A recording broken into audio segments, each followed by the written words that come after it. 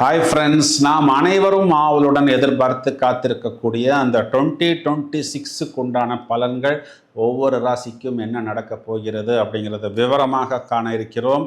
சாதாரணமாக கோச்சாரத்தில் ஒரு கிரகம் நகர்ந்தாலோ அல்லது ஒரு கிரகம் பார்த்தாலோ அல்லது ஒரு கிரகம் இன்னொரு கிரகமுடன் சேர்ந்தாலோ அதனையே நாம் விரிவாக்கமாக 12 ராசிகளுக்கும் 12 வீடியோக்களாக கொடுத்து ஏராளமான வியூஸ் போனது அனைவருக்கும் நன்றாகவே தெரியும். முதலில் அதற்கு எங்களது நன்றியை தெரிவித்துக் கொள்கிறோம். ஸோ இந்த 2026ங்கிற இந்த வருடத்தில் பொதுவாக எல்லாரும் என்ன சொல்லுவாங்க அப்படின்னா, குரு பயிற்சிக்கு முன் குரு பயிற்சிக்கு பின் அப்படிங்கிற மாதிரி 2 கட்டமாகத்தான் பலன்களை பிரிப்பார்கள்.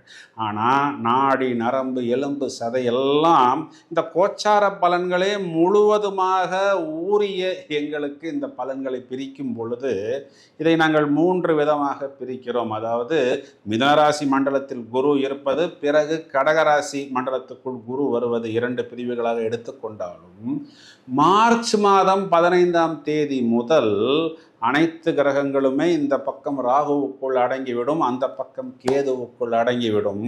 மார்ச் 15 தேதி முதல் ஜூலை மாதம் 11 தேதி வரை கிட்டத்தட்ட 4 மாதங்கள் ராகு கேது அச்சுக்குள் தான் அனைத்து கிரகங்களுமே அடங்கும். இதற்கு பெயர் கால சர்ப்ப தோஷம்.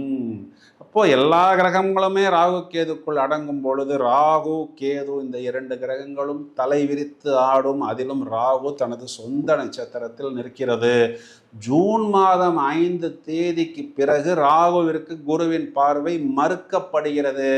அப்போ ராகு யாருக்கும் கட்டுப்பட்டு செயல்பட வேண்டும் அப்படிங்கிற ஒரு அமைப்பில் இல்லாமல் யாருக்கு தூக்கி கொடுக்கணுமோ அவர்களுக்கு தூக்கி கொடுக்கும், யாரை தூக்கி போட்டு மிதிக்கணுமோ அவர்களை கண்டிப்பாக தூக்கி போட்டு மிதிக்கும். இவ்வாறு வரக்கூடிய இந்த கிரக அமைப்புகள் ஒவ்வொரு ராசிக்கும் என்ன சொல்ல போகிறது அப்படிங்கிறத வழக்கம் போல் பிரித்து மேய்வோம்.